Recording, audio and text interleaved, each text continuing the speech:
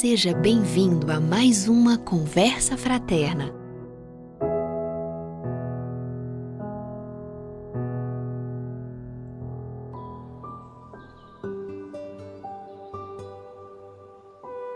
Olá, queridos amigos, sejam bem-vindos. Eu sou a Vanessa, dos grupos fraternais Eurípides Barçanufo e Luz de Eurípides de Uberlândia. Vamos nos preparando para a prece inicial. Vamos relaxando, nos colocando de maneira confortável, acalmando a nossa respiração, inspirando e expirando de maneira bem tranquila. Vamos aquietando os nossos pensamentos, emanando os nossos melhores sentimentos de amor.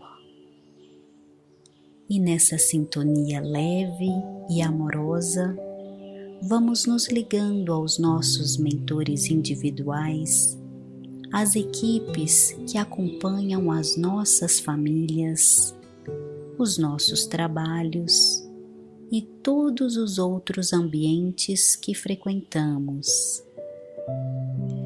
Ligamos ainda às equipes do professor Eurípides Barçanufo e do Dr. Bezerra de Menezes, para que nos conduzam e nos intuam. Elevemos o nosso pensamento ainda a Maria de Magdala e os apóstolos de Jesus. Ligamos também a Maria de Nazaré, nos sentindo abraçados pelo seu imenso manto de luz. E com ela, vamos até o nosso Mestre Jesus. E envolvidos em profundo sentimento de amor, chegamos até o nosso Pai Criador, dizendo: Pai nosso que estais nos céus, santificado seja o vosso nome. Venha a nós o vosso reino. Seja feita, Pai, a tua vontade, assim na terra como nos céus. O pão nosso de cada dia dai-nos hoje, Senhor. Perdoa, Pai, as nossas ofensas, assim como nós perdoamos os nossos ofensores. E não nos deixeis cair em erros e tentações, e livra-nos, Senhor, da prática de todo e qualquer mal. Que assim seja. Hoje nós vamos falar sobre os bons espíritas. Quais são as características de um espírita verdadeiro? Kardec nos conta que existem 4 tipos de espíritas. O primeiro deles, Kardec chama de espíritas experimentadores. Esse grupo é composto por aqueles que focam simplesmente na parte das manifestações.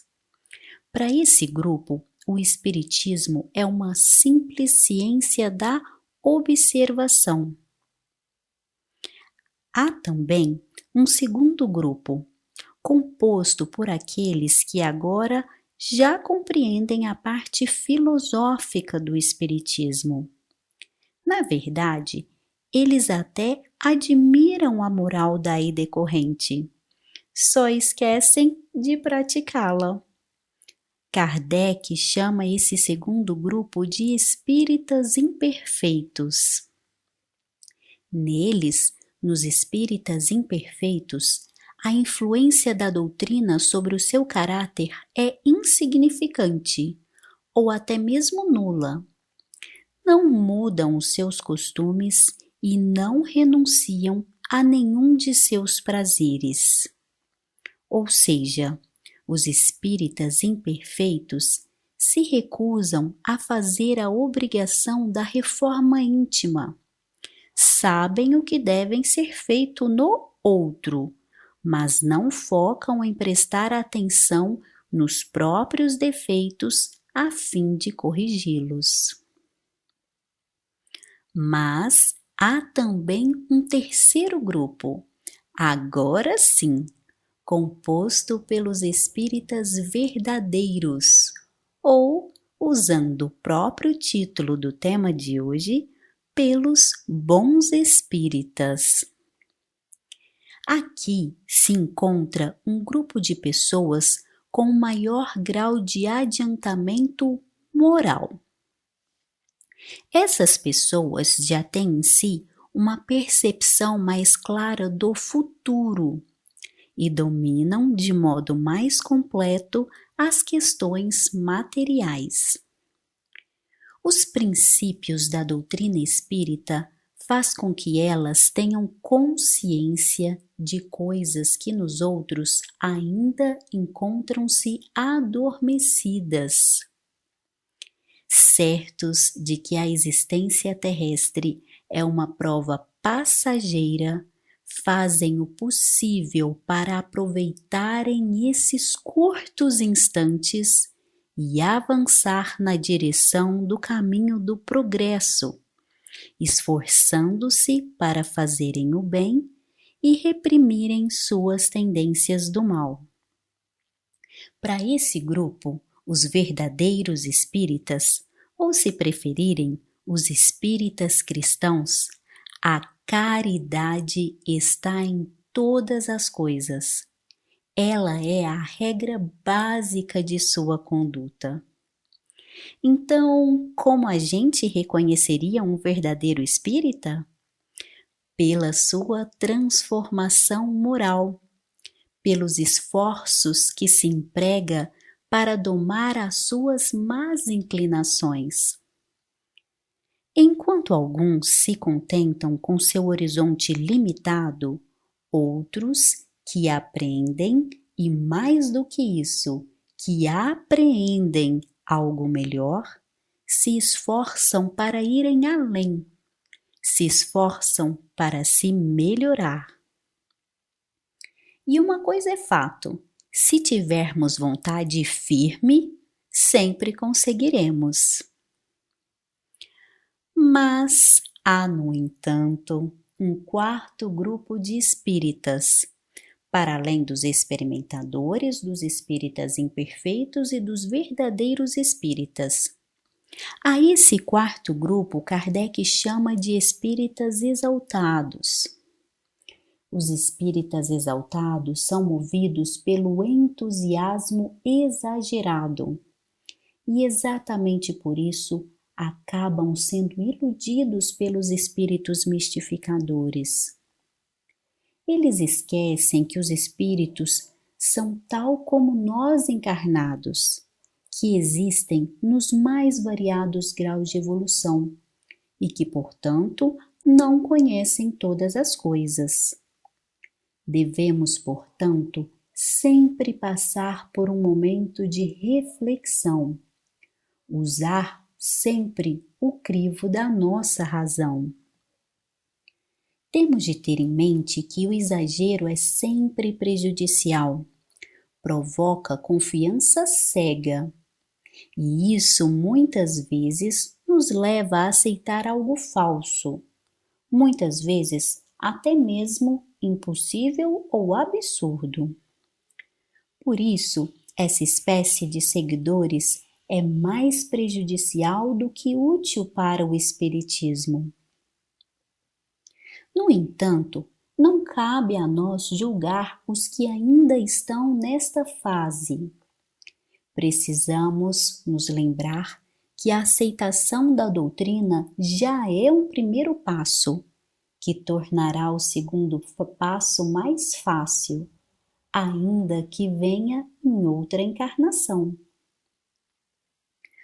Como Kardec nos fala no capítulo 17 do Evangelho segundo o Espiritismo, lá no item 4, o Espiritismo não institui nenhuma nova moral, apenas facilita aos homens a inteligência e a prática do Cristo. Permite a fé inabalável, a fé esclarecida. A clareza da doutrina espírita faz parte da sua essência. É de onde vem toda a sua força. Nada tem de misteriosa, não tem nenhum segredo, nada fica oculto. Mas o mais bonito é que o fato de estar ligada à inteligência não significa que para entender a doutrina precisa ter uma inteligência fora do comum. Tanto isso é verdade que há pessoas com grande capacidade intelectual que não entendem praticamente nada. Ao mesmo tempo em que há pessoas com pouca formação escolar que conseguem entender com absoluta precisão o que importa de verdade. Ou seja, para absorvermos a parte essencial, o núcleo da doutrina espírita, muito mais do que conhecimento intelectual e formação acadêmica, precisamos ter sensibilidade, precisamos ter maturidade. E isso não depende de idade ou de grau de instrução. Kardec chama isso de maturidade do sentido moral, algo que é peculiar ao desenvolvimento do espírito da pessoa.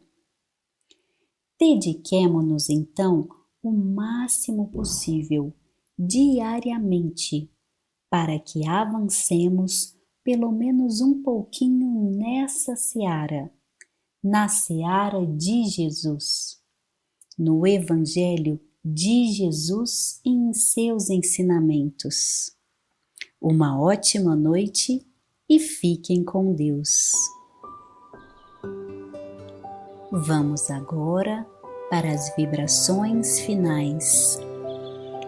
E em profunda tranquilidade, vamos vibrando muito amor para o mundo todo, encarnados e desencarnados, nas mais variadas esferas existentes.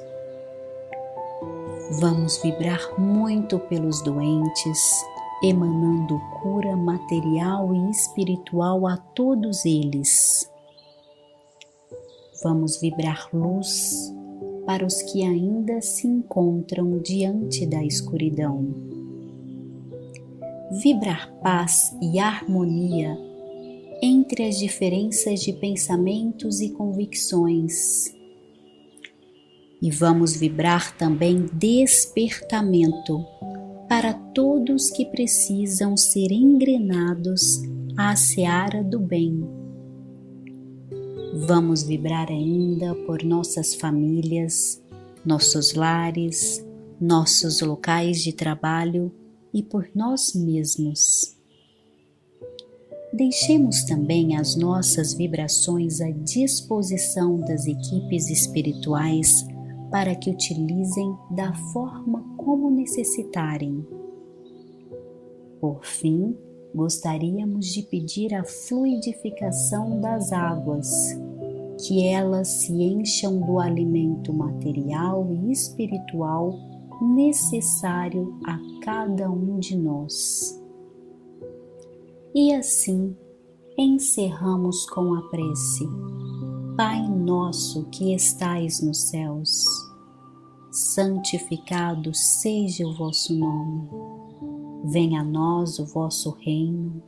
Seja feita, Pai, a tua vontade, assim na terra como nos céus. O pão nosso de cada dia nos dai hoje.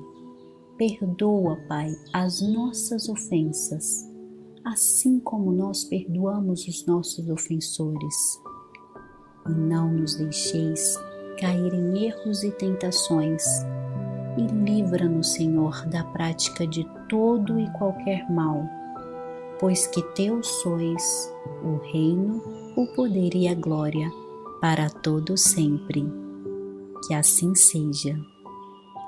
Que Jesus os abençoe.